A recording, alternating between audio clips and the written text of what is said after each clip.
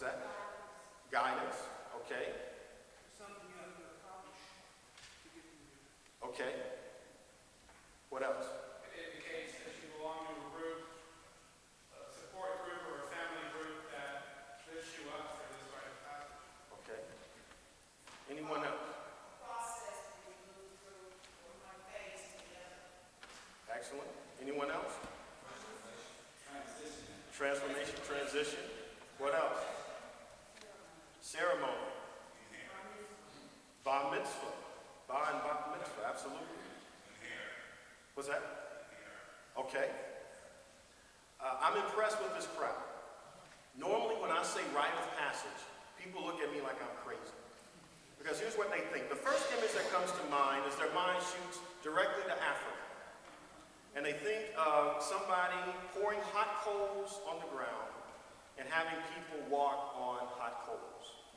So this is the image of rite of passage, or people think of any number of images related to rites of passage. So I'm very impressed. I have to tell people in Dallas that the folk in Greenville, I mean, I already do, so I have to tell Dallas that the folk in Greenville are very well educated, particularly the people that gather at St. Philip's Church. So you're absolutely right. What you all said is correct. One of the reasons I think the rite of passage is an answer is that we need a comprehensive approach. I think tutoring is good. It makes sense that if students are not performing well in school, then tutor them, raise their grades. But what I have found in working with children, particularly in Dallas, is that there is so much going on. In Dallas, in the Metroplex, this is the larger area. I mean, I guess we could say maybe it's like the upstate for South Carolina, but the Metroplex is a large area, including Dallas, Fort Worth, and other cities. There are 4 million people. So, 250,000 children, when they go home on Friday night, their next meal is not until they go to school Monday morning. This statistic, I just simply cannot believe it. 250,000 children go home hungry on Friday, and their next meal is not till they go to school on Monday. So when you meet this school on Monday morning, she is a little bit upset because her stomach hurts. She has not eaten, and maybe she hasn't slept at all. So I think the rite of passage is a comprehensive approach, not only tackling academics, but also looking at the spiritual component, the health component, the arts component, and also the community component, to know who you are, to see yourself, and to see a better future. So one of the definitions that we have from Massa, when he defines a rite of passage, is a ritual or ceremonies in which age class members successfully come to know who they are. That is the purpose of a rite of passage, to come to know who you are, what you are about, your meaning for existence, and then to clearly state your existence to someone else. So when we look at rites of passages, most people say that there are 4 major rites of passage: birth, adolescence, marriage, and death. So what we're seeing in the school-to-prison pipeline is that students have 2 rites of passages. They are born, and then they die, because they don't hit adolescence and they don't hit marriage. So lockout to dropout means that the school-to-prison pipeline is compacting the 4 great rites of passage to 2 rites of passage.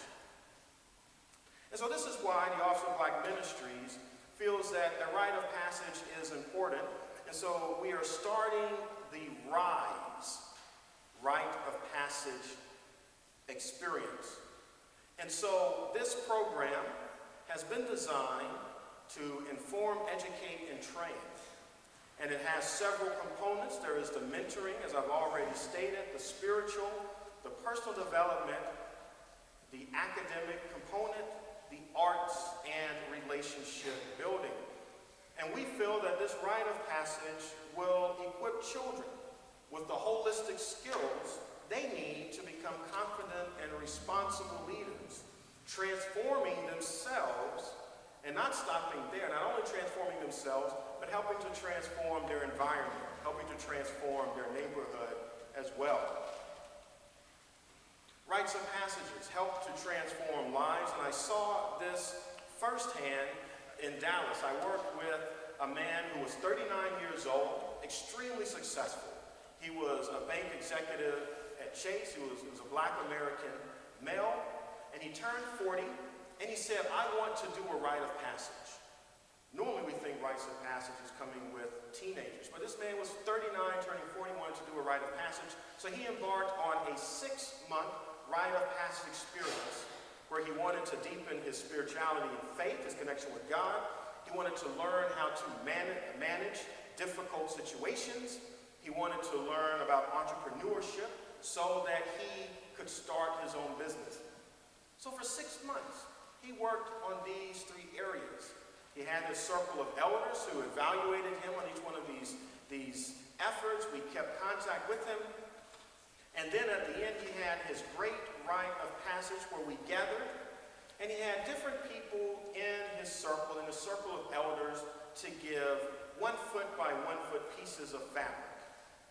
And an artist took these pieces of fabric and made a stole, a very elaborate stole. One of the more touching stories is that one of the couple who were in his inner circle, his part of his elders, they had a baby, and the baby died 3 hours after she was born. And so they gave the fabric that was wrapped that their baby was wrapped in. And Jeff was one of the few people to see their child alive. So on his stole, he had this fabric. Very powerful ceremony. And I talked with Jeff recently, we converse very often, and he was laid off from Chase. And he feels that one of the reasons he was able to be laid off from his job, to find another job, and to start his own business was because of this rite of passage. It had literally transformed himself to viewing himself as a total person.